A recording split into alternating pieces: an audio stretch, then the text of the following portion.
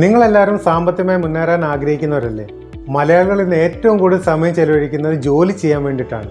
നമ്മളൊരു സ്ഥാപനത്തിന്റെ ഒരു വ്യക്തിയുടെ കീഴിൽ ജോലി ചെയ്തു കഴിഞ്ഞാൽ അവർ പറയുന്ന ജോലി പറയുന്ന രീതിയിൽ പറയുന്ന സമയത്തിനുള്ളിൽ ചെയ്തു കൊടുക്കേണ്ടി വരും. അത് കാരണം നമ്മുടെ സ്വന്തം കുടുംബത്തിനോട് ചെലവഴിക്കാനുള്ള സമയം പോലും കിട്ടാറില്ല. അത് മാത്രമല്ല, ജോലിയുടെ ടെൻഷൻ, മുകളിലൂടെയുള്ള പ്രഷർ, ഇവയെല്ലാം മൂലം നമുക്ക് സ്വന്തമായിട്ട് ഒരു ഡിസിഷൻ എടുക്കാൻ പോലും സ്വാതന്ത്ര്യം കിട്ടാറില്ല.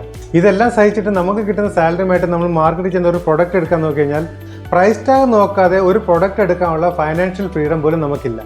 ഇതിൽ നിന്നെല്ലാം മറികടക്കാനുള്ള ഏറ്റവും സിമ്പിൾ മാർഗ്ഗമാണ് നമ്മൾ നല്ലൊരു എന്റർപ്രണർ ആകുക എന്നുള്ളത്. ₹1 പോലും മുതൽ മുടക്കില്ലാതെ ഒരു സാധാരണക്കാരന് മുതൽ ഒരു കോടീശ്വരന് വരെ എന്റർപ്രണർ ആകുന്നതോടെ എങ്ങനെ പൈസ സമ്പാദിക്കാൻ പറ്റുമെന്ന് ഞാൻ ഈ വീഡിയോയിലൂടെ വ്യക്തമാക്കി തരാം. പ്രധാനമായി പറഞ്ഞാൽ 4 കാറ്റഗറി ആളുകൾ നമ്മുടെ സൊസൈറ്റിയിലുണ്ട്. ഒന്നാമത്തെ കാറ്റഗറിയാണ് എംപ്ലോയീസ്. ഏതെങ്കിലും ഒരു സ്ഥാപനത്തിൻ്റെയോ ഏതെങ്കിലും ഒരു വ്യക്തിയുടെ കീഴിൽ ജോലി ചെയ്യുന്നവർ. അവർ ചെയ്യുന്ന ജോലിയുടെ അടിസ്ഥാനത്തിൽ അവർക്ക് ശമ്പളം ലഭിക്കും. രണ്ടാമത്തെ കാറ്റഗറിയാണ് സെൽഫ് എംപ്ലോയീസ്. സ്വന്തമായിട്ട് ക്ലിനിക്കോ ഷോപ്പോ ഏതെങ്കിലും പ്രൊഡക്റ്റ് വാങ്ങി വിൽക്കുന്നവരാണ് ഇവർ. ഇവർ ജോലിക്ക് വേണ്ടി ചെലവഴിക്കുന്ന സമയത്തനുസരിച്ചുള്ള പ്രതിഫലം ഇവർക്ക് ലഭിക്കും. ഇവർ ജോലി ചെയ്തില്ലെങ്കിൽ അതിനുള്ള പ്രതിഫലവും ലഭിക്കത്തില്ല. മൂന്നാമത്തെ കാറ്റഗറിയാണ് ബിസിനസ് പേഴ്സൺസ്. ഇവർ സ്വന്തമായിട്ട് ജോലി ചെയ്യുന്നതിന് പകരം മറ്റുള്ളവരെ കൊണ്ട് ജോലി ചെയ്യിപ്പിച്ചിട്ട് സിസ്റ്റത്തിലൂടെ ഇൻകം ജനറേറ്റ് ചെയ്യുന്നവരാണ്. ഇവർ സ്വന്തമായിട്ട് പ്രസന്റ് അല്ലെങ്കിൽ കൂടെ സിസ്റ്റത്തിലൂടെ ഇത് ഇൻകം ജനറേറ്റ് ആയിക്കൊണ്ടിരിക്കും. ടാറ്റ, ബിർള, അംബാനി എല്ലാം ഇതിന്റെ എക്സാമ്പിൾസ് ആണ്. നാലാമത്തെ കാറ്റഗറിയാണ് ഇൻവെസ്റ്റേഴ്സ്. ഇവർ ഏതെങ്കിലും ഇൻഡസ്ട്രിയിൽ പൈസ ഇൻവെസ്റ്റ് ചെയ്തിട്ട് പ്രതിഫലമായിട്ട് പൈസ ഏൺ ചെയ്യുന്നവരാണ്. പ്രധാനമായും പറഞ്ഞാൽ movies, IPL, finance, real estate പോലെ ഇൻഡസ്ട്രിയിലാണ് ഇവർ പൈസ ഇൻവെസ്റ്റ് ചെയ്യുന്നത്. അതുകൊണ്ട് ഇവർ ഇൻകം ജനറേറ്റ് ആയിക്കൊണ്ടേയിരിക്കും. ലോകത്തുള്ള ജനസംഖ്യയുടെ 90% വരുന്നത് എംപ്ലോയീസ് ആൻഡ് സെൽഫ് എംപ്ലോയീസ് കാറ്റഗറിയിലാണ്. ബാക്കി 10% മാത്രമാണ് ബിസിനസ് ആൻഡ് ഇൻവെസ്റ്റേഴ്സ് കാറ്റഗറിയിൽ വരുന്നുള്ളൂ. എന്നാൽ ലോകത്തുള്ള സമ്പത്തിന്റെ കണക്കെടുത്ത് നോക്കിക്കഴിഞ്ഞാൽ ഇതിൽ 90% വരുന്നത് ഇൻവെസ്റ്റേഴ്സ് ആൻഡ് ബിസിനസ് കാറ്റഗറിയിലാണ്. ബാക്കി 10% മാത്രമാണ് എംപ്ലോയീസ് ആൻഡ് സെൽഫ് എംപ്ലോയീസ് കാറ്റഗറിയിൽ വരുന്നുള്ളൂ. ഇതിൽ നിന്ന് നമുക്ക് മനസ്സിലാക്കാൻ പറ്റും ഒരു സാധാരണക്കാരന്റെ ഫൈനാൻഷ്യൽ ഫ്രീഡം എന്താണെന്ന്. പക്ഷെ ഒരു ബിസിനസ്സുമായിട്ട് നമ്മൾ മുന്നോട്ട് ചെന്ന് കഴിഞ്ഞാൽ government approval, permission, license, documentation ഇതുപോലുള്ള 100 നൂലാമാലകളുണ്ട്. അത് മാത്രമല്ല, ആ ഒരു പ്രൊഡക്റ്റിന്റെ മാർക്കറ്റിലുള്ള വാല്യൂ, കോമ്പറ്റീഷൻ, ഏരിയ റെസ്ട്രിക്ഷൻ ഇതെല്ലാം നമ്മൾ നോക്കേണ്ടി വരും. ഇതെല്ലാം സഹിച്ചിട്ട് നമ്മളൊരു സ്ഥാപനം സ്റ്റാർട്ടായി കഴിഞ്ഞാൽ അവിടെ യൂണിയൻ പാർട്ടികൾ ക്രിയേറ്റ് ചെയ്യുന്ന എല്ലാ പ്രോബ്ലവും നമ്മൾ ഫേസ് ചെയ്യേണ്ടി വരും. ഇതിനെല്ലാം പകരം ₹1 പോലും മുതൽ മുടക്കില്ലാതെ എംപ്ലോയീസിനും സെൽഫ് എംപ്ലോയീസിനും ഇൻവെസ്റ്റേഴ്സിനും ബിസിനസ്മാനും ഒരേ രീതിയിൽ പൈസ ഉണ്ടാക്കാൻ പറ്റുന്ന ഇൻഡസ്ട്രിയാണ് ഡയറക്ട് സെല്ലിംഗ് ഇൻഡസ്ട്രി. 2020 മുമ്പിൽ തന്നെ ലോകത്തിൽ തന്നെ ഏറ്റവും കൂടുതൽ ഫൈനാൻസ് ജനറേറ്റ് ചെയ്യുന്ന ഇൻഡസ്ട്രിയാണ് ഡയറക്ട് സെല്ലിംഗ് ഇൻഡസ്ട്രി. പക്ഷേ ഇന്ന് കേരളത്തിൽ ഏതെങ്കിലും ലോക്കൽ പ്രോഡക്റ്റ് മണി ചെയിനിങ്ങോട് വീട്ടിലെത്തിച്ചിട്ട് ഇതാണ് ഡയറക്ട് മാർക്കറ്റിംഗ് എന്ന് തെറ്റിദ്ധരിപ്പിക്കുകയാണ്. ഡയറക്ട് മാർക്കറ്റിംഗ് എന്താണെന്ന് അറിയണമെങ്കിൽ ആദ്യമേ റെഫറൽ മാർക്കറ്റിംഗ് എന്താണെന്ന് അറിയിക്കണം, ചെയിൻ മാർക്കറ്റിംഗ് എന്താണെന്ന് അറിയിക്കണം, MLM എന്താണെന്നുള്ള കാര്യം അറിഞ്ഞിരിക്കണം. ഡയറക്ട് മാർക്കറ്റിംഗ് എന്ന് പറഞ്ഞാൽ ഏതെങ്കിലും യൂണീക്ക് ആയിട്ടുള്ള ഒരു പ്രൊഡക്റ്റ് ഏതെങ്കിലും കമ്പനി മാനുഫാക്ചർ ചെയ്തിട്ട് ഒരു ഇടനിലക്കാരില്ലാതെ കസ്റ്റമറിലേക്ക് എത്തിക്കുന്ന ഒരു പ്രോസസ്സാണ്. ഡയറക്ട് സെയിലിംഗ് ചെയ്യുന്ന കമ്പനികൾക്ക് ഡയറക്ട് സെയിലിംഗ് അസോസിയേഷന്റെ കംപ്ലീറ്റ് റൂൾസ് ആൻഡ് റെഗുലേഷൻ പാലിക്കേണ്ടി വരും. എന്ന് പറഞ്ഞാൽ ഏതൊക്കെ രാജ്യങ്ങളാണ് ഈ പ്രൊഡക്റ്റ് എത്തിക്കുന്നത് ആ രാജ്യങ്ങളുടെ rules, regulation, taxes, permission, license ഇതെല്ലാം കരസ്ഥമാക്കേണ്ടി വരും. ഞാനിവിടെ പരിചയപ്പെടുത്താൻ പോകുന്നത് 150 രാജ്യങ്ങളുടെ റൂൾസ് ആൻഡ് റെഗുലേഷൻ പാലിച്ചുകൊണ്ട് പ്രൊഡക്റ്റ് സപ്ലൈ ചെയ്യുന്നതും അതേപോലെ തന്നെ ഡയറക്ട് സെല്ലിംഗ് അസോസിയേഷൻ ഡയറക്ട് മെമ്പറുമായിട്ടുള്ള ജപ്പാന്റെ ഇനാജി കമ്പനി പ്രൊഡ്യൂസ് ചെയ്യുന്ന പ്രൊഡക്റ്റിനെ കുറിച്ചാണ്. ഈ ഒരു പ്രൊഡക്റ്റിന്റെ പേര് കങ്കൻ വാട്ടർ അയണൈസർ എന്നാണ്. ഈ കമ്പനിക്ക് ഇന്ത്യ ഗവൺമെന്റ് എല്ലാ തരത്തിലുള്ള ഡോക്യുമെന്റേഷൻ ഉണ്ട്, ലൈസൻസ് ഉണ്ട്, അപ്രൂവൽ ഉണ്ട്. അത് മാത്രമല്ല GST പോലുള്ള എല്ലാ ടാക്സിലും ഒരു പേ ചെയ്യുന്നുണ്ട്. ഇതിനപ്പുറം പറഞ്ഞാൽ സ്കിൽ ഡെവലപ്മെന്റ് അതോറിറ്റി ഓഫ് ഇന്ത്യയുടെ അണ്ടർ വരുന്ന ഒരു പ്രൊഡക്റ്റ് കൂടിയാണ്. ഈ കമ്പനിയുടെയും പ്രൊഡക്റ്റിനെ കുറച്ച് കീ സ്പെസിഫിക്കേഷൻ ഞാൻ പറഞ്ഞുതരാം. ഈ പ്രൊഡക്റ്റിന്റെ A to Z പാർട്ടുകൾ ഒരേ കമ്പനി മാനുഫാക്ചർ ആയിരുന്നു, അവിടെ തന്നെ അസംബിൾ ആയിട്ട് അവിടെ നിന്ന് ഡയറക്റ്റ് കസ്റ്റമറിലേക്ക് എത്തിക്കുകയാണ് ചെയ്യുന്നത്. ഇതിനൊരു ഇടനിലക്കാരില്ല. വാട്ടർ ട്രീറ്റ്മെന്റ് ഇൻഡസ്ട്രിയിൽ 50 വർഷത്തെ എക്സ്പീരിയൻസ് ഉള്ള ഒരു കമ്പനിയാണ്. അത് മാത്രമല്ല ലോകത്തിന് ആദ്യമായിട്ട് വാട്ടർ അയണൈസർ എന്താണെന്ന് പരിചയപ്പെടുത്തിയ ഒരു കമ്പനി കൂടിയാണ്. ഇവർ പ്രൊഡ്യൂസ് ചെയ്യുന്ന വാട്ടർ അയണൈസർ മെഡിക്കൽ എക്യുപ്മെന്റ് കാറ്റഗറിയിൽ വരുന്നതാണ്. എന്ന് പറഞ്ഞാൽ preventive medicine four adult disease അസോസിയേഷന്റെ 6500 ഡോക്ടർമാർ 20 വർഷത്തോളം കാലം ഇൻഡോർസ് ചെയ്തിട്ട് അപ്രൂവ് ചെയ്ത ഒരു പ്രൊഡക്റ്റ് ആണിത്. വാട്ടർ ക്വാളിറ്റി അസോസിയേഷൻ ഓഫ് അമേരിക്കയുടെ ഗോൾഡ് റാങ്ക് സ്റ്റാൻഡേർഡ് മെയിൻറ്റെയിൻ ചെയ്യുന്ന ലോകത്തെ ഒരേ ഒരു water treatment equipment. Anti cancer institute of America cancer പ്രിവെൻഷനും ക്യൂറിംഗിനും റെക്കമെൻഡ് ചെയ്യുന്ന 10 പ്രൊഡക്റ്റുകളിൽ നമ്പർ 1 പ്രൊഡക്റ്റിന്റെ സ്ഥാനം നേടിയ പ്രൊഡക്റ്റ്. ഹെൽത്ത് ആൻഡ് വെൽനസ് ഇൻഡസ്ട്രിയിൽ ഇന്ന് ലോകത്തിൽ ഏറ്റവും കൂടുതൽ ഇൻകം ജനറേറ്റ് ചെയ്യുന്ന ഒരു കമ്പനി കൂടിയാണിത്. ഇതൊരു പ്യൂരിഫയർ അല്ല, വാട്ടർ അയണൈസർ ആണ്. ഇത് പ്ലാറ്റിനം പ്ലേറ്റുകൾ ഉപയോഗിച്ച് വെള്ളത്തെ റീസ്ട്രക്ചർ ചെയ്യുന്ന ഒരു ഡിവൈസ് ആണ്. ഇതിനെപ്പറ്റി കൂടുതൽ അറിയണമെങ്കിൽ എൻ്റെ യൂട്യൂബ് ചാനൽ ടോണി ബെറ്റ്വിഷനിൽ സെർച്ച് ചെയ്താൽ മതി. ഈ ഒരു പ്രൊഡക്റ്റ് നമ്മുടെ വീട്ടിലുണ്ടെങ്കിൽ മാത്രമേ നമുക്ക് മനസ്സിലാക്കാൻ സാധിക്കത്തുള്ളൂ ഈ പ്രൊഡക്റ്റിന്റെ ഇമ്പോർട്ടൻസ് എന്താണ്. കാരണം നമ്മുടെ വെള്ളം ഓരോ ദിവസം പോകും തോറും പൊല്യൂട്ടഡ് ആയിക്കൊണ്ടിരിക്കുകയാണ്. ഈ ഒരു പ്രൊഡക്റ്റ് ഡയറക്റ്റ് മാർക്കറ്റിംഗോട് അല്ലാതെ ഒരു ട്രഡീഷണൽ മാർക്കറ്റോട് നമുക്ക് ലഭിച്ചിരുന്ന ഇതിന്റെ കോസ്റ്റിനെ പറ്റി നമുക്ക് ചിന്തിക്കാൻ പോലും കഴിയത്തില്ലായിരുന്നു. നിസ്സാരമായിട്ട് പറഞ്ഞാൽ international distributor, country distributor, state distributor, district distributor, area distributor, ഇതുകൂടാതെ ഈ പ്രൊഡക്റ്റ് കസ്റ്റമറിലേക്ക് എത്തണമെങ്കിൽ ഒരു ബ്രാൻഡ് അംബാസിഡർ വേണം, പ്രൊമോഷൻ വേണം, അഡ്വർടൈസ്മെന്റ് വേണം. ഇതിനെല്ലാം ലക്ഷങ്ങളും കോടികളും ചെലവാണ്. ഇതെല്ലാം കസ്റ്റമറിന്റെ മുകളിലാണ് ലോഡ് വരുന്നത്. അത് മാത്രമല്ല ഹോൾസെയിലർ, റീറ്റെയിലിന് വരെ ഇതിന്റെ എല്ലാം ഷെയർ പോയേനെ. ഈ കോസ്റ്റ് എല്ലാം കാൽക്കുലേറ്റ് ചെയ്ത് കഴിഞ്ഞാൽ ഈ ഒരു പ്രൊഡക്റ്റിന്റെ കോസ്റ്റ് ഇന്നത്തെക്കാൾ ഒരു 10-20 മടങ്ങ് കൂടിയാണ്. ഒരു സാധാരണക്കാരന് സ്വപ്നം പോലും കാണാൻ പറ്റാത്ത രീതിയിലുള്ള കോസ്റ്റ് ഉയർന്നതാണ്. ഇത് വളരെ സിമ്പിൾ എക്സാമ്പിളോടെ എക്സ്പ്ലെയിൻ ചെയ്ത് തരാം. നമ്മുടെ മാർക്കറ്റിൽ പലതരത്തിലുള്ള ഇലക്ട്രോണിക് ഡിവൈസുകൾ കിട്ടുന്നുണ്ട്. ഇതിൽ ഏതെങ്കിലും പ്രൊഡക്റ്റിന്റെ മാനുഫാക്ചറിംഗ് ഇൻക്ലൂഡിംഗ് ബെനിഫിറ്റ് 2000 രൂപയാണെന്ന് വെച്ചു. പക്ഷേ ഇതേ ഒരു പ്രൊഡക്റ്റ് മാർക്കറ്റിൽ ഏതെങ്കിലും കസ്റ്റമർ മേടിക്കാൻ ചെന്ന് കഴിഞ്ഞാൽ 5000 മുതൽ 8000 വരെ കൊടുക്കേണ്ടി വരും. ഇതിലുണ്ടായ ഈ ഡിഫറൻസ് 3000 മുതൽ 6000 വരെ ഡിസ്ട്രിബ്യൂട്ട് ആയിട്ട് പോകുന്നത് ഈ ഒരു പ്രൊഡക്റ്റ് മാർക്കറ്റിൽ എത്താൻ സഹായിച്ച മീഡിയേറ്റേഴ്സിനാണ്. അതിൽ 80% ആൾക്ക് പ്രൊഡക്റ്റുമായിട്ടോ കസ്റ്റമറുമായിട്ടോ ഒരു കോൺടാക്റ്റും ഉണ്ടാകത്തില്ല. ബാക്കി വരുന്ന 20% മാത്രമാണ് കസ്റ്റമറായിട്ട് കോൺടാക്റ്റിൽ വരുന്നത്. ഇത്രയും മീഡിയേറ്റർ ഇതിൻ്റെ ഷെയർ പോകുന്നത് കൊണ്ടാണ് ഒരു പ്രൊഡക്റ്റിന് 5-6 മടങ്ങ് വില കൊടുത്ത് നമ്മൾ മേടിക്കേണ്ടി വരുന്നത്. ഈ മീഡിയേറ്ററിനെ എല്ലാം അവോയ്ഡ് ചെയ്തിട്ടാണ് ഡയറക്റ്റ് മാർക്കറ്റിംഗിലൂടെ പ്രൊഡക്റ്റ് കസ്റ്റമറിലേക്ക് എത്തിക്കുന്നത്. അതുകൊണ്ട് ഈ പ്രൊഡക്റ്റിൽ വരുന്ന എക്സ്ട്രാ എക്സ്പെൻസ് ഒരു കമ്പനിക്ക് സേവ് ചെയ്യാൻ സാധിക്കും. ഇത് ബിസിനസ് ചെയ്യുന്ന അല്ലെങ്കിൽ ഇതിനെ അസോസിയേറ്റ് ചെയ്യുന്ന എല്ലാവർക്കും വ്യക്തമായിട്ട് അറിയുന്ന കാര്യമാണ്. സാധാരണക്കാരന് ഇത് ഒരിക്കലും അറിയാൻ പോകുന്നില്ല. ഇങ്ങനത്തുള്ള ഹൈ കോസ്റ്റ് തടയാൻ വേണ്ടിയാണ് ഈ ഒരു പ്രൊഡക്റ്റ് ഡയറക്റ്റ് സെല്ലിംഗ് കൂടെ കസ്റ്റമറിലേക്ക് എത്തിക്കുന്നത്. ഡയറക്റ്റ് സെല്ലിംഗ് ആണെങ്കിൽ കൂടെ ഏതെങ്കിലും മീഡിയേറ്ററിന്റെ ആവശ്യമുണ്ട്. അതിനു വേണ്ടിയിട്ടാണ് ഫ്രാഞ്ചൈസികളെ ഇതിലേക്ക് ക്ഷണിക്കുന്നത്. ഇനി ഇതിന്റെ ഫ്രാഞ്ചൈസി എടുക്കാൻ വേണ്ടി റിക്വയർമെന്റ്സ് എന്താണെന്ന് കൂടെ അറിഞ്ഞിരിക്കേണ്ടത്. ആദ്യത്തെ കാര്യം ക്വാളിഫിക്കേഷൻ. ഇതിന് ഒരു തരത്തിലെയും ക്വാളിഫിക്കേഷന്റെ ആവശ്യമില്ല. 18 വയസ്സ് തികഞ്ഞ ഒരാൾക്ക് പാൻ കാർഡും ആധാർ കാർഡും ഉണ്ടെങ്കിൽ ഇതിന് ഫ്രാഞ്ചൈസിക്ക് അപ്ലൈ ചെയ്യാം. ഈ ഒരു പ്രൊഡക്റ്റ് സെയിൽ ചെയ്യാനായിട്ട് ഒരു തരത്തിലുള്ള ഗവൺമെന്റ് സർട്ടിഫിക്കേഷന്റെ ആവശ്യമില്ല, ലൈസൻസിന്റെ ആവശ്യമില്ല, അപ്രൂവലിന്റെ ആവശ്യമില്ല, ഡോക്യുമെന്റിന്റെ ആവശ്യമില്ല. കാരണം കമ്പനി ഇതെല്ലാം ഓൾറെഡി ചെയ്തു വെച്ചിട്ടുണ്ട്. പിന്നെ ഈ പ്രൊഡക്റ്റ് വിൽക്കാനായിട്ട് ഒരു ഏരിയ റെസ്ട്രിക്ഷൻസ് ഇല്ല. കേരളത്തിലോ ഇന്ത്യയിലോ ലോകത്ത് എവിടെ വേണമെങ്കിലും നിങ്ങൾക്ക് ഇവിടെ നിന്ന് ഒരു പ്രൊഡക്റ്റ് സെയിൽ ചെയ്യാൻ സാധിക്കും. പിന്നെ ഇത് സെയിൽ ചെയ്യാനായിട്ട് പർട്ടിക്കുലർ ഓഫീസിന്റെ ആവശ്യമില്ല, ഡംപ് സ്റ്റോറിന്റെ ആവശ്യമില്ല, സ്റ്റാഫിന്റെ ആവശ്യമില്ല, സാലറി കൊടുക്കേണ്ട ആവശ്യമില്ല. ഒരു തരത്തിലെ ഇൻവെസ്റ്റ് നമുക്ക് ഇതിനകത്ത് ചെയ്യേണ്ട ആവശ്യം ഉണ്ടാകത്തില്ല. കാരണം കമ്പനി ഡയറക്റ്റ് ആണ് കസ്റ്റമറിലേക്ക് പ്രൊഡക്റ്റ് എത്തിക്കുന്നത്. ഈ പ്രൊഡക്റ്റ് സെയിൽ ചെയ്യാനായിട്ട് മന്ത്ലി ടാർഗറ്റോ ക്വാർട്ടർലി ടാർഗറ്റോ ഇയർലി ടാർഗറ്റോ ഇല്ല. നിങ്ങൾ എന്ന് പ്രൊഡക്റ്റ് സെയിൽ ചെയ്യുന്നുണ്ടോ അതിന്റെ കമ്മീഷൻ ഗവൺമെന്റ് റൂൾ അനുസരിച്ച് ടാക്സ് പേ ചെയ്തിട്ട് ബാക്കിയുള്ള എമൗണ്ട് നിങ്ങളുടെ അക്കൗണ്ടിൽ ക്രെഡിറ്റ് ആവും. ഇന്റർനാഷണൽ പ്രൂവൺ ആയ പ്രൊഡക്റ്റ് ലോകത്ത് എല്ലായിടത്തും സെയിൽ ചെയ്യാനായിട്ട് നമ്മൾ ഫ്രാഞ്ചൈസി എടുക്കുമ്പോൾ നമുക്ക് ചെലവഴിക്കേണ്ട കാശ് എത്രയാണെന്ന് അറിയേണ്ടത്. 0 rupees ഇൻവെസ്റ്റ് ആണ് ഇതിൻ്റെ. നമ്മൾ 1 രൂപ പോലും ചെലവഴിക്കേണ്ട ആവശ്യമില്ല. ഇനി ഇതിൻ്റെ ഫ്രാഞ്ചൈസി എടുത്ത് കഴിഞ്ഞാൽ നിങ്ങൾക്ക് എന്തൊക്കെയാണ് ചെയ്യണമെന്നുള്ള കാര്യം കൂടെ വ്യക്തമാക്കി തരാം. റെഫറൽ മാർക്കറ്റിലൂടെയാണ് ഈ ഒരു പ്രൊഡക്റ്റ് നമ്മുടെ കസ്റ്റമറിലേക്ക് എത്തുന്നത്. ആരാണോ കമ്പനിക്ക് റെഫറൽ നൽകുന്നത് അവർക്കാണ് ഇതിൻ്റെ ഇൻസെൻറ്റീവ് കിട്ടുന്നത്. അതുകൊണ്ട് ഈ പ്രൊഡക്റ്റ് എന്താണെന്നുള്ള കാര്യം നിങ്ങൾക്ക് അറിയുമ്പോൾ മാത്രമേ മറ്റുള്ളവർക്ക് റെഫർ ചെയ്യാൻ സാധിക്കത്തുള്ളൂ. അതിന് ആദ്യമായിട്ട് നമ്മൾ ചെയ്യേണ്ടത് ഈ പ്രൊഡക്റ്റ് എന്താണെന്നുള്ള കാര്യം നമ്മൾ വ്യക്തമായിട്ട് അറിഞ്ഞിരിക്കണം. ഇതിൻ്റെ ലൈവ് ഡെമോൺസ്ട്രേഷൻ കണ്ടു കഴിഞ്ഞാൽ മാത്രമേ നമുക്ക് മനസ്സിലാകത്തുള്ളൂ ഈ പ്രൊഡക്റ്റ് എന്താണെന്നുള്ള കാര്യം. അതിനായിട്ട് നിങ്ങൾക്ക് എന്നെ കോൺടാക്ട് ചെയ്യാം.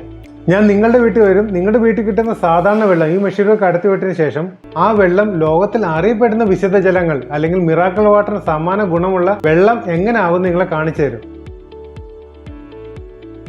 ഈ മെഷീൻ പ്രൊഡ്യൂസ് ചെയ്യുന്ന 7 ടൈപ്പിലുള്ള വെള്ളം എന്തെങ്കിലും കാര്യങ്ങൾ ഉപയോഗിക്കാൻ പറ്റും നിങ്ങൾ വ്യക്തമാക്കി തരും.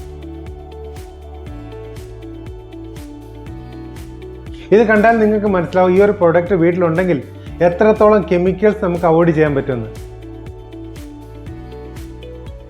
അതിനുശേഷം നിങ്ങൾ ചെയ്യേണ്ട ഒരു സോഷ്യൽ വർക്കാണ്.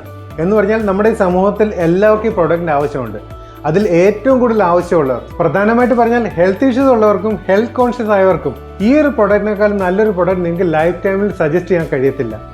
നിങ്ങളുടെ കോൺടാക്റ്റിൽ നിന്ന് അവരുടെ നമ്പർ എടുക്കുക, റെഫറൽ ചെയ്യുക എന്നുള്ളത് മാത്രമാണ് നിങ്ങളുടെ ടാസ്ക്. നിങ്ങൾ റെഫറൽ കൊടുക്കുന്നത് എനിക്കല്ല, കമ്പനിക്ക് ഡയറക്റ്റ് ആണ്. കമ്പനിക്ക് റെഫറൽ കൊടുത്തു കഴിഞ്ഞാൽ അതിൻ്റേതായുള്ള ഇൻസെൻറ്റീവ് നിങ്ങൾക്ക് ലഭിക്കും എന്നുള്ളതാണ് പ്രാക്ടിക്കൽ. എൻ്റെ റോൾ എന്ന് പറഞ്ഞാൽ ഈ ഒരു പ്രൊഡക്റ്റ് എടുത്ത് അവരുടെ അടുത്ത് ചെന്നിട്ട് ഈ ഒരു പ്രൊഡക്റ്റ് എന്താണെന്നുള്ള കാര്യം അവരെ ബോധ്യപ്പെടുത്തി കൊടുക്കുകയാണ്. അവരുടെ ഡോക്യുമെന്റേഷൻ, മെഷീൻ വന്നതിന് ശേഷം ഇൻസ്റ്റാളേഷൻ, മെഷീൻ എങ്ങനെ പ്രവർത്തിക്കുന്നത് കാണിച്ചു കൊടുക്കുക, ഈ മെഷീനിൽ നിന്ന് വരുന്ന വെള്ളം ഏതൊക്കെ രീതിയിൽ ഉപയോഗിക്കാമെന്നുള്ള കാര്യം അവർ വ്യക്തമാക്കി കൊടുക്കുക, ഇതിന്റെ മെയിൻ്റെനൻസ് എങ്ങനെ ചെയ്യുന്നുള്ള കാര്യം പറഞ്ഞു കൊടുക്കുക. ഇതൊക്കെയാണ് എൻ്റെ റെസ്പോൺസിബിലിറ്റി. ഏത് കാറ്റഗറിയിലുള്ള ആൾക്കാർക്കും ഈ ഒരു പ്രൊഡക്റ്റ് റെഫർ ചെയ്യാൻ പറ്റും. ഇനി ഏതെങ്കിലും ഓഫീസിൽ പണി ചെയ്യുന്ന പിയൂൺ എന്നെ വിളിച്ചിട്ട് പറയുകയാണ്, ടോണി ചേട്ടാ വന്നിട്ട് ഞങ്ങളുടെ സാറുമാരെ ഈ പ്രൊഡക്റ്റ് ഒന്ന് കാണിച്ചു കൊടുക്കണമെന്ന് പറഞ്ഞാൽ ഞാനത് കാണിച്ചു കൊടുക്കും. കണ്ടു കഴിഞ്ഞാൽ അവർ ഇഷ്ടപ്പെട്ട് എടുത്തു കഴിഞ്ഞാൽ ആ ഒരു ഇൻസെൻറ്റീവ് കിട്ടുന്ന ആ പിയൂണിനായിരിക്കും. ഇനി പ്രൈവറ്റായിട്ട് പ്രാക്ടീസ് ചെയ്യുന്ന ഡോക്ടറിനെ വിളിച്ചിട്ട് പറയുക, ടോണി ഇന്ന വീട്ടിൽ ചെന്നിട്ട് പ്രൊഡക്റ്റ് ഒന്ന് കാണിച്ചു കൊടുക്കണം. ആ ഒരു വീട്ടുകാർ ആ പ്രൊഡക്റ്റ് എടുത്തു കഴിഞ്ഞാൽ അതിൻ്റെ ഇൻസെൻറ്റീവ് കിട്ടുന്ന ഡോക്ടറിനായിരിക്കും. ഇനി ഒരു കോൺഫിഡൻറ്റ് ഗ്രൂപ്പുകാർ എന്നെ വിളിച്ചിട്ട് പറയുവാണ്, ടോണി ഞങ്ങളുടെ പുതിയൊരു ഫ്ലാറ്റ് വരുന്നുണ്ട്, അതിനകത്ത് 52 ഫ്ലാറ്റിന് ടോണിയുടെ ഡിവൈസ് വേണം. ഞാൻ 52 ഫ്ലാറ്റുകൾ ഈ ഡിവൈസ് വെക്കുകയും ചെയ്യും, എൻ്റെ ആഫ്റ്റർ സർവീസ് ചെയ്ത് കൊടുക്കുകയും ചെയ്യും. ഈ അപ്പോയിൻമെൻറ്റ് ആരാണ് എനിക്ക് മേടിച്ചെന്ന് അവർക്കായിരിക്കും എൻ്റെ ഇൻസെൻറ്റീവ് കിട്ടുന്നത്. ഇനി ഒരു ഇൻവെസ്റ്റർ എന്നെ വിളിച്ചിട്ട് പറയാം, ടോണിയെ പോലെ 10-25 ഡിസ്ട്രിബ്യൂട്ടർ എനിക്ക് ആവശ്യമുണ്ട്, കേരളത്തിൽ മുഴുവൻ ഡിസ്ട്രിബ്യൂട്ട് ചെയ്യണം, അല്ലെങ്കിൽ ഇന്ത്യ മുഴുവൻ എനിക്ക് ഡിസ്ട്രിബ്യൂട്ട് ചെയ്യണം. അവരെ ഒന്ന് പഠിപ്പിക്കണം എന്ന് പറഞ്ഞാലും ഇതിന് ഡെമോൺസ്ട്രേഷനും വെള്ളം എന്താണെന്നുള്ള കാര്യം ഞാൻ പഠിപ്പിച്ചു കൊടുക്കും.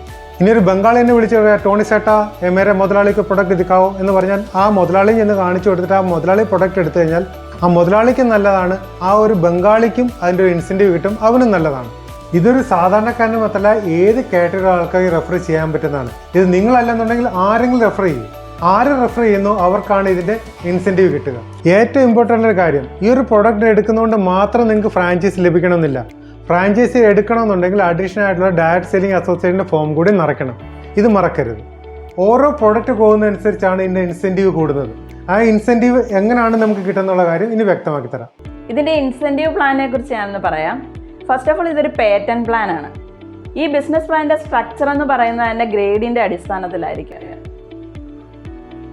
നമ്മുടെ പ്രോഡക്റ്റ് സെയിൽ ആകുന്ന അനുസരിച്ച് നമ്മുടെ ഗ്രേഡ് കൂടും, അതോടൊപ്പം തന്നെ നമ്മുടെ ഇൻസെൻറ്റീവും കൂടും. നമുക്കിന്ന് ഇന്ത്യയിൽ 6 മോഡൽസിലുള്ള പ്രോഡക്റ്റാണ് കിട്ടുന്നത്. ഇതിൽ തന്നെ ടോപ്പ് സെയിലിൽ നിൽക്കുന്ന പ്രോഡക്റ്റാണ് SD501. ഇതിൻ്റെ കോസ്റ്റ് എന്ന് പറയുന്നത് 2,77,000 രൂപയാണ്. ഇതിനെ ആസ്പദമാക്കിയിട്ടുള്ള ഒരു ഇൻസെൻറ്റീവ് പ്ലാനാണ് ഞാനിവിടെ പറയുന്നത്. ഇതിനേക്കാൾ കോസ്റ്റ് കൂടുതലുള്ള പ്രോഡക്റ്റാണ് നമ്മൾ സെയിൽ ചെയ്യുന്നതെങ്കിൽ ഇൻസെൻറ്റീവും കൂടുതലായിരിക്കും. കോസ്റ്റ് കുറവുള്ള പ്രോഡക്റ്റാണ് സെയിൽ ചെയ്യുന്നതെങ്കിൽ ഇൻസെൻറ്റീവും കുറവായിരിക്കും. ഒരു പ്രോഡക്റ്റ് സെയിൽ ചെയ്യുമ്പോൾ 38% 8 പോയിന്റുകളായിട്ടാണ് ഡിസ്ട്രിബ്യൂട്ട് ചെയ്യുന്നത്. അതായത് 2,77,000 രൂപയുടെ ഒരു പ്രോഡക്റ്റ് എടുക്കുമ്പോൾ 1,04,000 രൂപ 8 പോയിന്റുകളായിട്ട് അല്ലെങ്കിൽ 8 പേർക്കായിട്ട് ഗ്രൂപ്പിലേക്ക് ഡിസ്ട്രിബ്യൂട്ട് ആകും. ഒരു പോയിന്റ് എന്ന് പറയുന്നത് 13,000 രൂപയാണ്.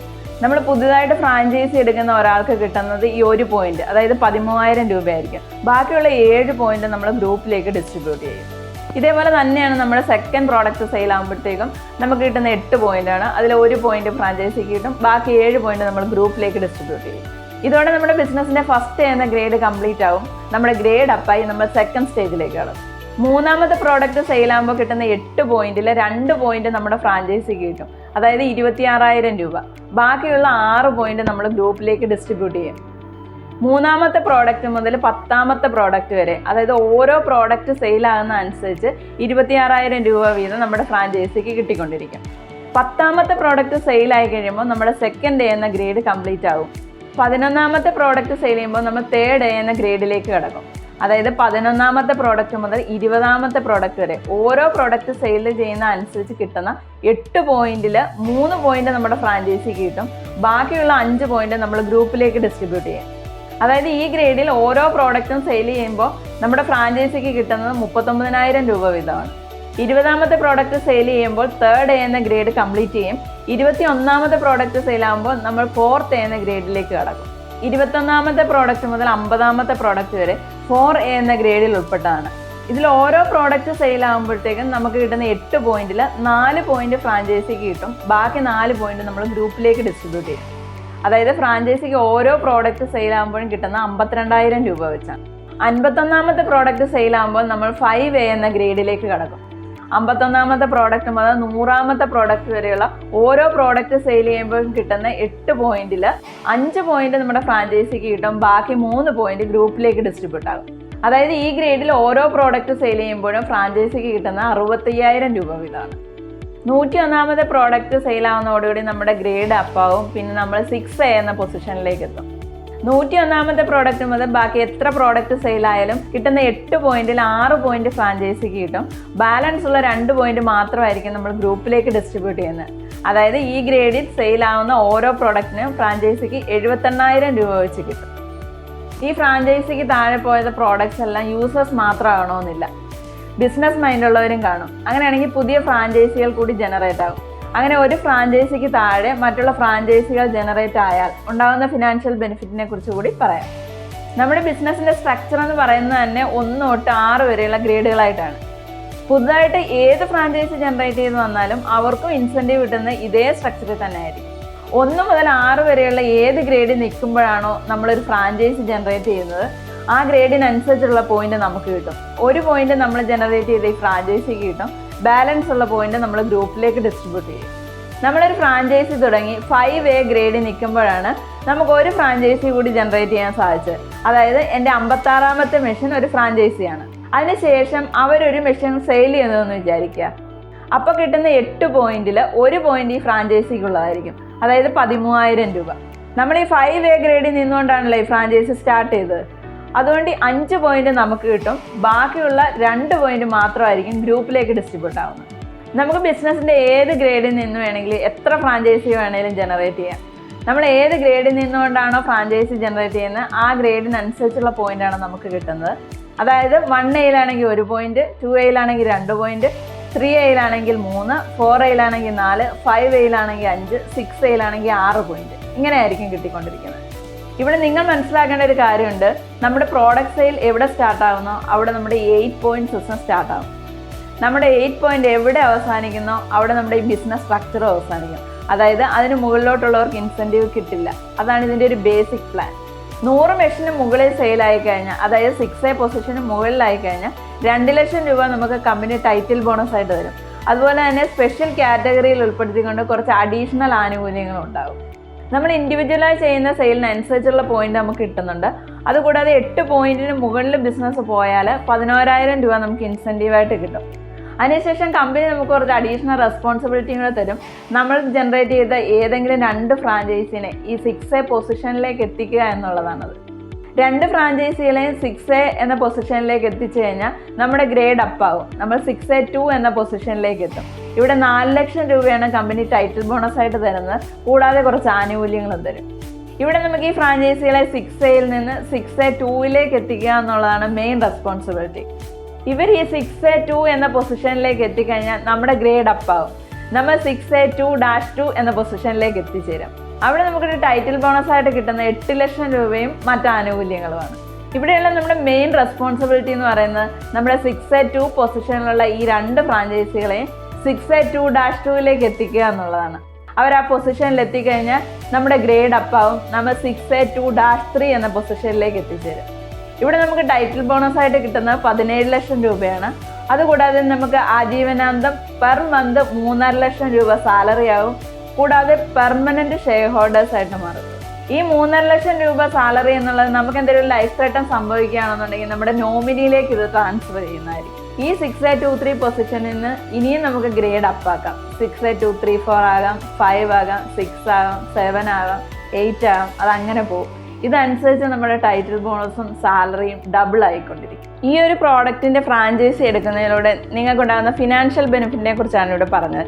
ഈ ഫിനാൻഷ്യൽ ബെനിഫിറ്റിനേക്കാളിലൊക്കെ ഉപരിയായിട്ട് നമ്മുടെ ഒരു ഫാമിലിയുടെ മൊത്തത്തിലുള്ള ഒരു ഹെൽത്ത് ബെനിഫിറ്റ് കൂടി മെയിൻറ്റെയിൻ ചെയ്യാൻ പറ്റിയ ഒരു പ്രോഡക്റ്റാണിത്. നിങ്ങളിനി ഏത് ടൈപ്പിലുള്ള ജോലി ചെയ്യുന്ന ആളുകളായാലും, അത് സാലറീഡ് പേഴ്സൺ ആയാലും ബിസിനസ്മാൻ ആയാലും ഇൻവെസ്റ്റേഴ്സ് ആയാലും ആരും ആയിക്കോട്ടെ, അതിനോടൊപ്പം അല്ല അതിൻ്റെ കൂടെ ഒരു സൈഡ് ബിസിനസ് ആയിട്ട് ചെയ്തുകൊണ്ട് ഫിനാൻസ് ഏൺ ചെയ്യാൻ പറ്റിയ ഏറ്റവും നല്ലൊരു സംരംഭമാണിത്. ഇങ്ങനെ ഒരു ഫ്രാഞ്ചൈസി എടുക്കാൻ നിങ്ങൾ ആഗ്രഹിക്കുന്നുണ്ടെങ്കിൽ അതിനുവേണ്ടി എന്ത് സപ്പോർട്ടിന് വേണ്ടിയിട്ടും ഞങ്ങളെ കോൺടാക്ട് ചെയ്യാവുന്നതാണ്. Thank you.